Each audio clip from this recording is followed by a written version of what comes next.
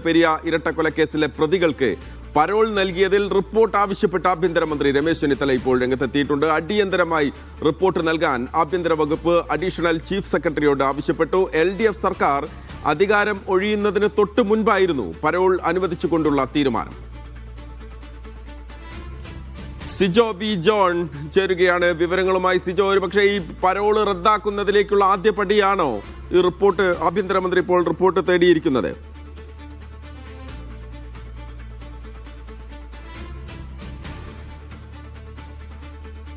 നൽകാൻ വേണ്ടിയിട്ട് ഇപ്പോൾ ആവശ്യപ്പെട്ടിരിക്കുന്നത് ആഭ്യന്തര വകുപ്പ് മന്ത്രി, ആഭ്യന്തര വകുപ്പ് അഡീഷണൽ ചീഫ് സെക്രട്ടറി ആയിട്ടുള്ള വിശ്വനാഥ് സിൻഹയോടാണ് റിപ്പോർട്ട് ആവശ്യപ്പെട്ടിരിക്കുന്നത്. അദ്ദേഹം എടുത്തു പറയുന്ന ഒരു കാര്യം, ഈ പരോൾ അനുവദിക്കുന്നതിന് കാരണമായിട്ടുള്ള എല്ലാ വസ്തുതകളും പരിശോധിക്കുക, അത് കൃത്യത വരുത്തിയതിനു ശേഷം റിപ്പോർട്ട് നൽകുക എന്നുള്ളതാണ്.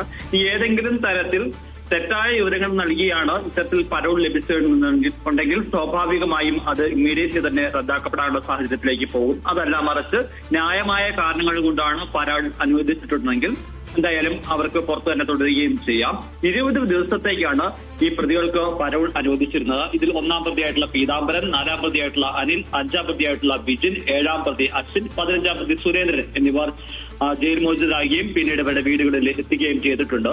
ഇത് ചട്ടവിരുദ്ധമായിട്ടാണ് പരോൾ അനുവദിച്ചിരിക്കുന്നത് എന്നുള്ളതാണ് ഈ കൊല്ലപ്പെട്ട 2 യൂത്ത് കോൺഗ്രസ് പ്രവർത്തകരുടെയും കുടുംബാംഗങ്ങൾ ആരോപിക്കുന്നത്. ഇവർക്ക് കഴിഞ്ഞ 4 മാസത്തിനിടെ 3 തവണ പരോൾ നൽകിയിട്ടുണ്ടെന്നാണ് അവർ പറയുന്നത്. അത് വസ്തുതപരമാണെന്നുണ്ടെങ്കിൽ സ്വാഭാവികമായും മറ്റ് നടപടികളിലേക്ക് പോകും. LDF സർക്കാർ അധികാരം ഒഴിയുന്നതിന് തൊട്ടു മുമ്പായിരുന്നു ഇത്തരത്തിൽ ഈ പ്രതികൾക്ക് കൂട്ട പരോൾ അനുവദിക്കുന്നത്. അത് വലിയ വിമർശമായ സാഹചര്യത്തിലാണ് ഇപ്പോൾ ആഭ്യന്തര വകുപ്പ് മന്ത്രി തന്നെ റിപ്പോർട്ട് തേടിയിരിക്കുന്നത്.